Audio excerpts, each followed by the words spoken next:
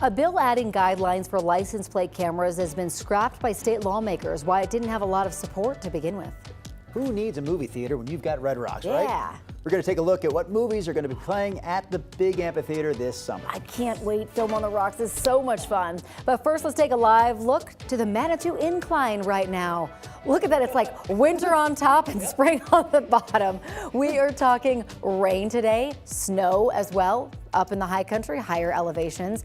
A winter weather advisory just kicked in for parts of the high country.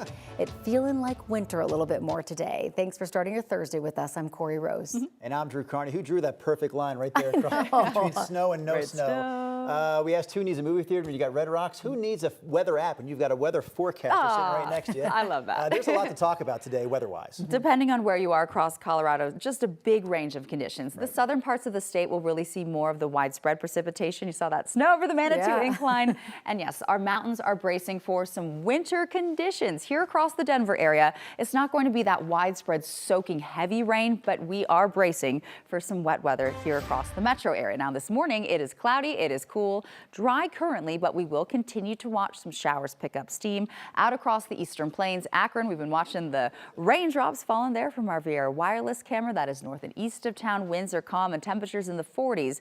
It will stay cool, hovering in the 40s for much of the day today. So definitely want the rain jacket, plenty of layers. It will be cool across Colorado with temperatures really about 20 degrees below average, especially east of the Continental Divide, where radar picture this morning, you can see to the west of Denver, we've started to pick up a little bit of shower activity up over higher terrain near Netherland, moving into Idaho Springs. Where we have been watching the most rain and snow this morning is south from Colorado Springs out across the eastern plains. But you still see from our radar picture, if you are traveling on I-76, we'll find those pockets of wet weather. And then for today, in and around Denver, it's going to be off and on showers. So just prepare for that. Temperature wise, we'll stay in the low 40s till about 8 o'clock and gradually clear out for tonight.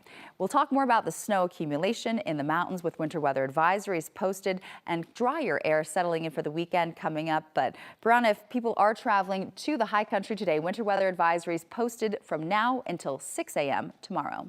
Yeah, and right now here in the Denver metro area, the reason I'm giving you a live look of I-25 near 8th Avenue is because not far from this CDOT camera, we do have a crash. So this is not impacting your drive up and down I-25. You can see it right now from our CDOT cameras. Traffic is moving on those north and southbound lanes, but let's talk about that crash. Switching things over to our main maps, zooming in where we're seeing that crash icon. So this is happening along Colfax Avenue at I-25. So it's not necessarily happening up and down I-25. It's happening right near Colfax. So if you're trying to enter I-25, this is the only crash that I'm tracking right now for your Thursday morning. So it's around 7:03 and we are still pretty quiet. 225 from I-25 heading into I-70. You're just going to see that morning rush hour traffic with an 11-minute drive. Brianna, thank you. Colorado wants drivers to better understand zipper merging. Now the state is putting that message directly on the road. CDOT has launched a new campaign and is adding clearer zipper merge signs and road markings across the state. Drivers will now see signs that say stay in lane 2 merge point instead of that traditional symbol showing just the 2 lanes merging into one. Some of the new signs are already up in Denver near York and Colfax, where a lane closure is in place for the bus rapid transit project.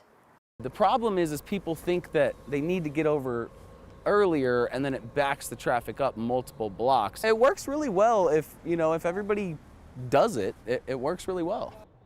But they don't, so we need the signs. CDOT is now expanding the message with new signage in construction zones and even some permanent road locations. The Arapahoe County Sheriff's Office is asking for help this morning to find a missing teenager. 17-year-old Aiden Clapper was last seen last night around 7 o'clock, leaving his home off South Tibbet Street in Aurora. He has black hair, brown eyes. He's believed to be wearing a puffer jacket and cargo pants. Aiden also has a developmental disability and functions at a 9 to 10-year-old level. If you know anything about his disappearance, you can call the dispatch center with the Arapahoe County Sheriff's Office. We have that number on the screen, or you can simply call 911. This morning, we are hearing from Stephen Martinez for the first time since the day he left prison.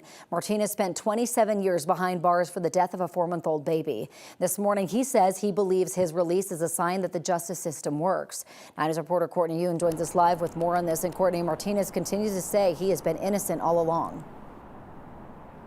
Yes, that's right, Corey. And 4-month-old Heather Mates died in October 1998 after a medical emergency while Martinez was watching her. Last night in a one-on-one interview, Martinez told 9 News that he was pressured by a Denver police detective to give a false confession. The detective started saying, well, if you say this instead of that, you don't necessarily have to go to prison. So he was basically kind of directing me on what to say, and I definitely didn't want to go to prison.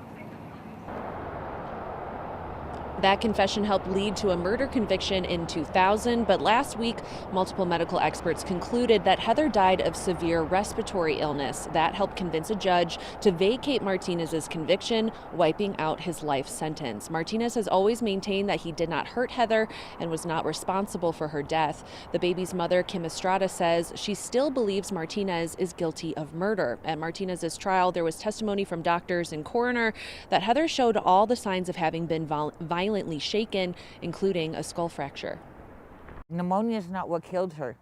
They cannot guarantee me that pneumonia was going to take my daughter's life that day. He doesn't have to relive it. He gets to walk the streets and nobody will even know what happened. Nobody even know who he was at the time.